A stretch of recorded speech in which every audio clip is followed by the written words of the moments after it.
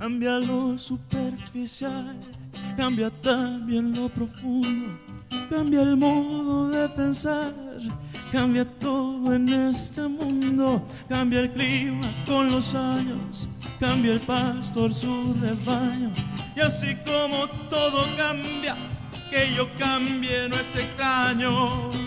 Cambia, todo cambia. Todo cambia, cambia, todo cambia, cambia, todo cambia. Cambia el más fino brillante, de mano en mano su brillo, cambia el nido el pajarillo, cambia el sentir un amante, cambia el rumbo el caminante, aunque esto le cause daño. Y así como todo cambia, que yo cambie no es extraño. Cambia, todo cambia, cambia, todo cambia, cambia, todo cambia, cambia, todo cambia.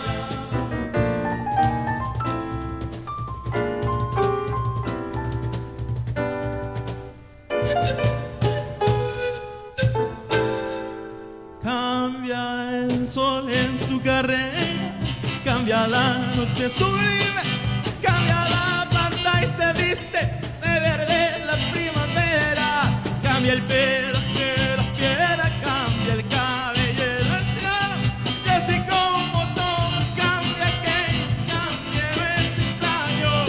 Cambia, todo cambia, cambia, todo cambia, cambia, todo cambia, cambia, todo cambia. Pero no cambia mi amor, por más lejos que me encuentre, ni el recuerdo ni el dolor de mi pueblo y de mi gente. Y lo que cambió ayer tendrá que cambiar mañana, así como cambio yo en esta tierra lejana. Cambia, todo cambia, cambia, todo cambia, cambia, todo cambia, cambia, todo cambia, cambia, todo cambia, cambia, todo cambia. Cambia, todo cambia, cambia, todo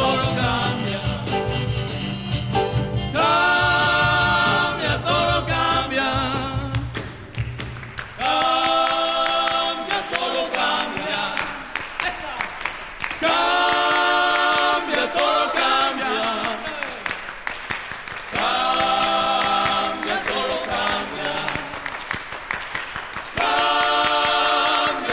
cambia. Cambia, todo cambia, cambia, todo cambia.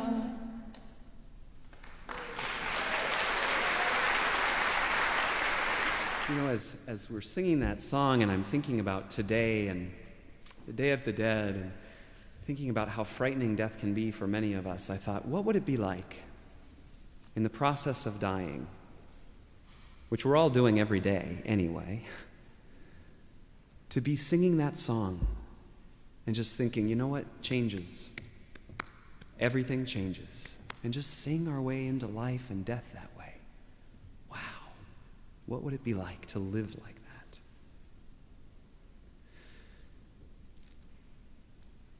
You know, the title of today's service, Seeking the Dead Among the Living,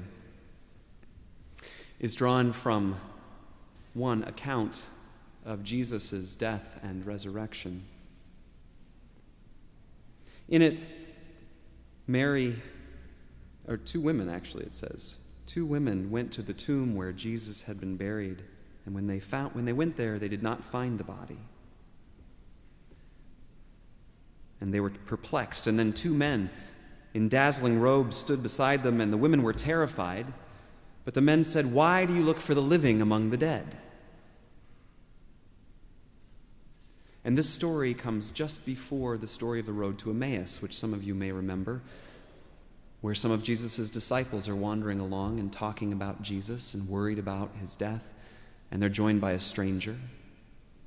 And as they talk, the stranger starts explaining Jesus' messages.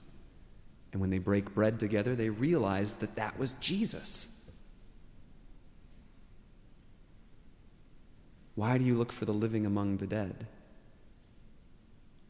Well, today we are looking for the dead among the living, because they are with us, always. Not in the same form or fashion, not like the ice cubes that they were, but in their beingness, in the water of which we all float, the mystery in which we live and move and have our being. So many of us are afraid of change. I know I am, especially change I don't think I'm in charge of. If I think I'm in charge of change, I'm a little bit better with it. But when somebody imposes change on me, change in schedule, change in how my house is arranged, when I don't have a choice about it, I can struggle. And yet, I still am. Life still is. Why is it so frightening?